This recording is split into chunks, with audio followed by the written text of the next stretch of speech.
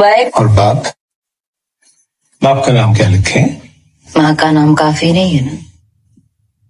আখি তার ছেলেকে আর কোনো বাবার পরিচয় দিবে না। মায়ের পরিচয়ে বড় হবে আখির ছেলে আয়াস।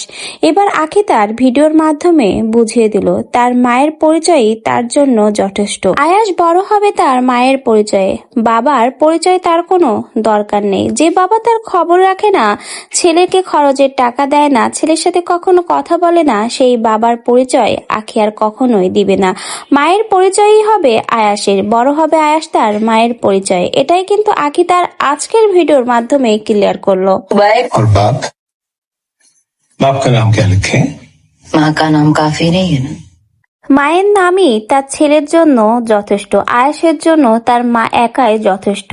আখি চায় না তার ছেলেকে তার বাবার পরিচয় দিতে, কারণ যে বাবা তার ছেলের খবরই নেয় না, সেই পরিচয় দিয়ে আর কি হবে। কিন্তু কথা হলো, সমাজকে কখনো একটা বাচ্চাকে তার বাবার পরিচয় ছাড়া মেনে নিবে? হয়তোবা আয়েশ সামনে বড় হতে হতে আরো নানা ধরনের প্রশ্নের সম্মুখীন হবে, কিন্তু তখন আখি কি উত্তর দিবে? কিন্তু একটা কথা স্বীকার করতেই হবে, আখি তার ছেলেকে নিজে অনেক কষ্ট করে মানুষ করছে, ছেলের জন্য যথেষ্ট সংগ্রাম করছে আখি।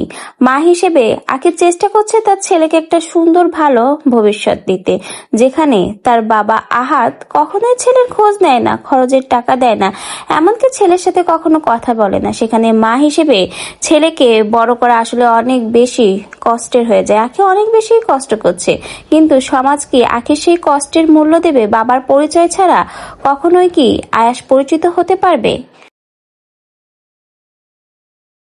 मेरी जान मेरी जान मेरी जान।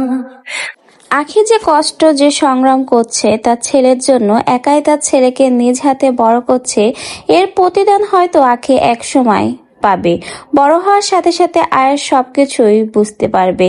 হয়তোবা সে তখন নিজেই তার বাবার পরিচয় অস্বীকার করবে।